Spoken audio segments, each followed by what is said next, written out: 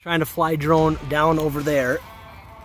And I was getting a nice shot coming through here, and out of nowhere, it just spazzed out, hit this wall, and landed on the other side in the river.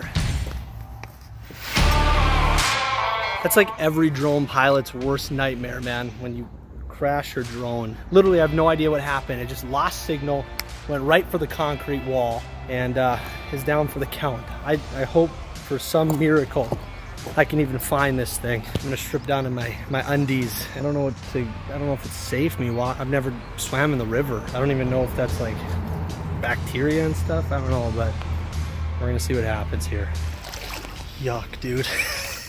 All right, it's a little deeper than I thought it was gonna be. I don't even know where this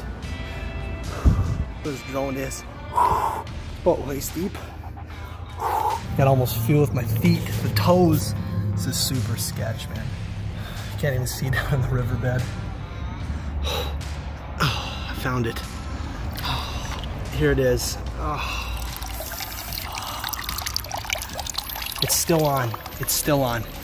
It's still on. I don't know what's going on. It's still on. The gimbal's busted. The gimbal's busted. The light is still on though. There's some promise, dude. I don't know what's happening. Oh man. All right, it's flickering. Gotta get this guy out. This is a very cold river. Very cold.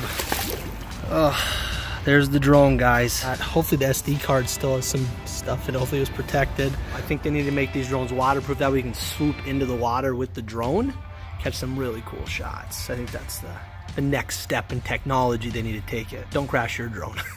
So I've waited one day and kind of let my drone chill for a little bit, dry out, and to see what actually is going on and what is happening. Now my battery of the drone does not work. This is out of commission. The drone, on the other hand, I don't know if it's gonna work or not. This is terribly damaged. The gimbal is broken. It's still hanging on, which is good. But I took the SD card out, and the SD card still works, which is cool. So the SD card, I still was able to get a little bit of the footage, which I'll play over top. I wasn't able to get the crash scene though. That one did not finalize processing, so that one didn't save to the SD card. But you can see what I'm talking about, where it just kind of sporadically would move on me. That wasn't me moving it. It just would do it naturally. And I'm not really sure if it was the winds underneath the bridge. Maybe it was the cars driving over top. I'm not really sure what it was that caused it to do that.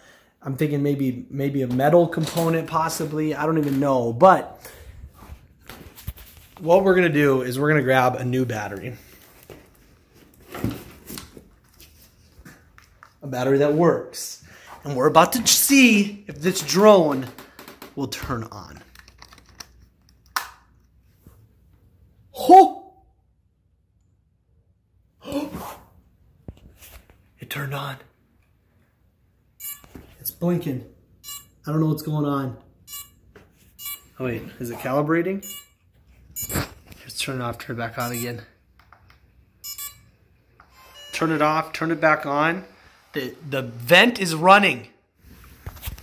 It went from red, it's now at a yellow. It's now at a yellow, which is good. Turn it off, turn it back on here. All right, test number 3 on the drone here. Oh snap, guys. This thing was submerged in 5 feet of water in the river.